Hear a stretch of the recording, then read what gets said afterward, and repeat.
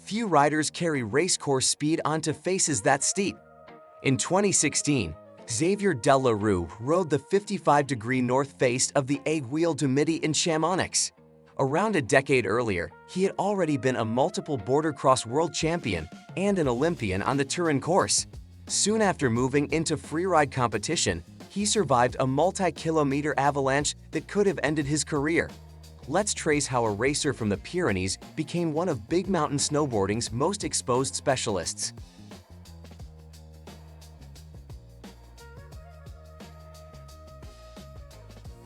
Xavier Delerue was born in 1979 and grew up in the French Pyrenees, riding on the border between France and Spain.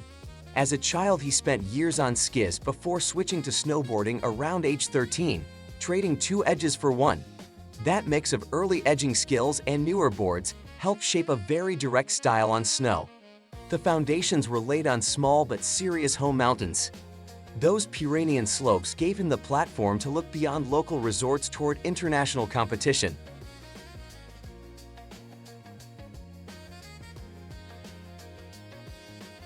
By the early 2000s, he was racing full-time on the border cross circuit, organized first by the ISF and then the FIS. In 2001, 2002, and 2003, he claimed world-level border cross titles, stacking overall wins across World Cup and World Championship events. His riding on course was easy to spot: straight, fast lines, barely any hesitation, and almost no braking. Rivals knew that if he got in front, catching him was difficult. Race speed became his main tool. That efficiency put him among the most feared starters on any border cross gate.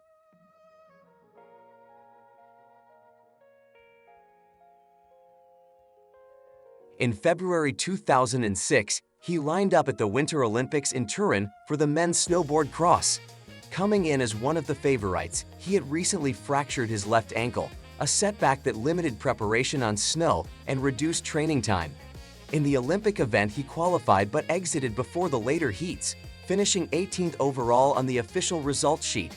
The result contrasted sharply with his dominant World Cup record from the same period, where he had been consistently near the top.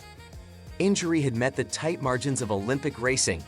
The next phase would push him to look beyond the standard circuit's rhythm.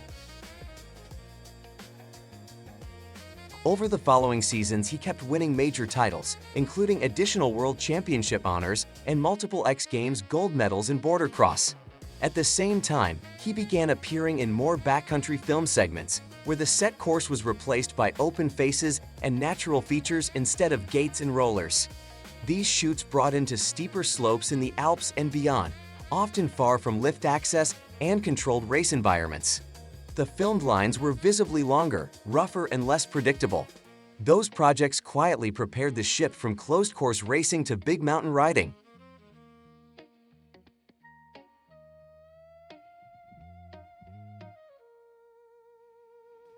In 2008, he committed fully to freeriding and joined the newly formed Freeride World Tour. That first season, he won events in Tins and on the Bec des Rosses in Verbier, taking the overall world title at the end of the year. Judges regularly highlighted how he applied race-level speed to faces that most riders skied with much smaller, more conservative turns. Twice across these early seasons, he received the Tour's Best Line Award for the way he linked features together. The same straight style now ran down exposed, rock-lined couloirs. Freeride competition had found a rider willing to keep the throttle open on serious terrain.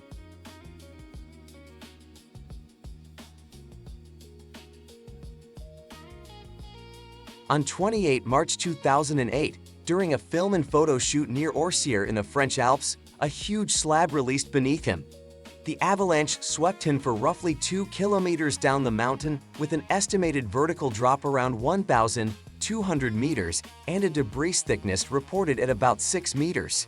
He was wearing an ABS avalanche airbag, which helped keep him near the surface through the slide and made it easier for rescuers to locate him. Footage from that day circulated in the mountain community as a stark warning. His survival depended on both equipment and rare luck. In later safety clips, he dissected that day as a catalog of hard-earned lessons.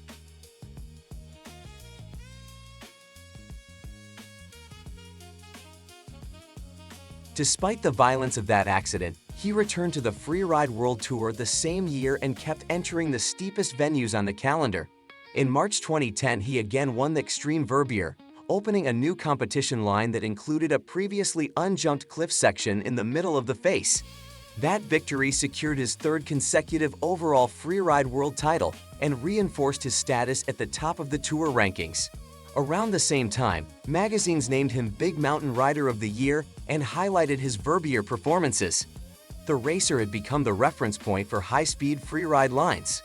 From then on, many of his biggest days would happen far outside formal competition.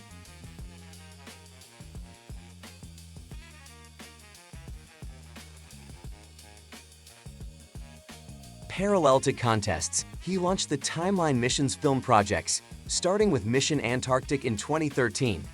The crew traveled by small boat to remote Antarctic peaks, hiking and splitboarding to reach icy faces towering above the Southern Ocean with no infrastructure nearby. Follow-up film Mission Steeps focused on radically steep terrain in the Alps and other ranges, often in complex snow conditions where every turn mattered. Film trips became laboratories for extreme line selection. Those missions set a template he would apply back on iconic alpine faces.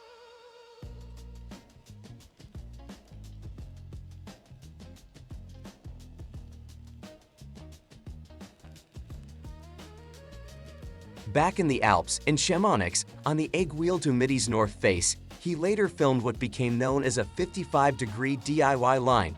Access began from the 3,842-meter lift station, then involved rappelling into a narrow entry with cliffs and seracs below, leaving no simple way out.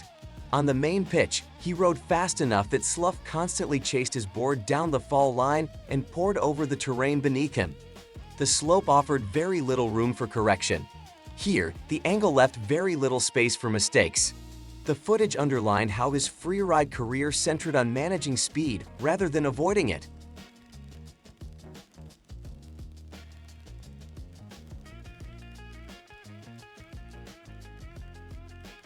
Alaska became another key playground, especially during trips with his brother Victor and other Timeline riders. Based out of heli operations, they targeted long spine walls where each turn shed clouds of snow into channels on either side, and any fall could carry a rider a long way. Footage from these sessions shows him dropping straight into blind rollovers and committing to full-length fall lines without stopping. The spines amplified everything he had learned about slough management. Those sessions helped cement his reputation for holding speed where exposure stayed constant.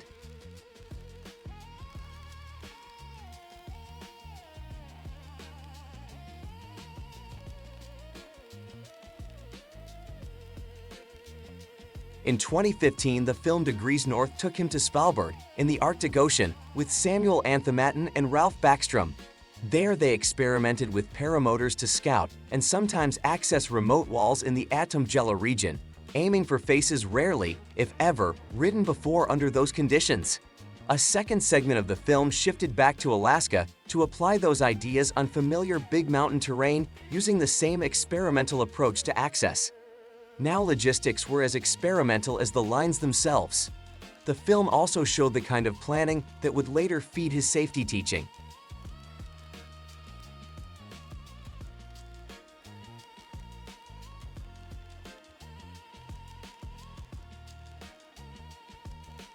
After his 2008 Avalanche, he increasingly appeared in safety-focused content, both with brands and on his own channels. Videos such as Avalanche and Safety, and later How to XV episodes break down decision-making, terrain traps, and rescue procedures using his personal experiences as case studies. In one widely viewed clip, he walks through the Orcieres slide step by step, from approach to outcome, using maps, photos, and timing to explain what happened.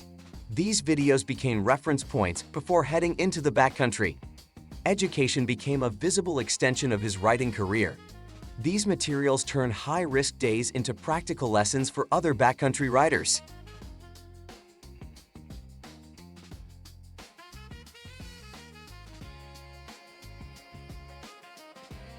Even as younger athletes rose on the Freeride World Tour, he kept filming steep projects rather than chasing more titles from judges. He appeared in films like LA List and later Of a Lifetime. bringing his snowboard to lines often dominated by skiers and adding variety to the cast. Interviews from the 2020s describe him spending more time on guiding style roles, equipment development, and content that helps others plan their own adventures, shifting his focus from rankings to influence. The focus shifted from podiums to passing on experience. Yet many segments still show the same straight, uncompromising approach to big faces.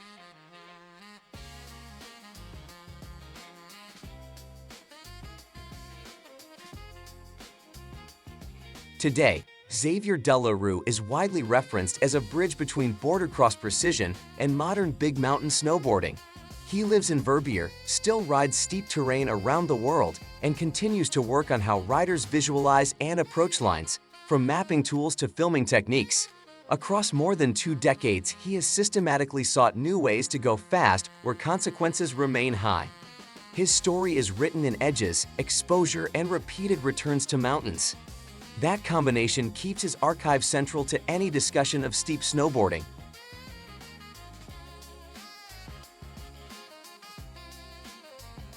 For over 20 years, Xavier Delerue's path has run from tightly defined border-cross tracks to some of the steepest open faces on the planet.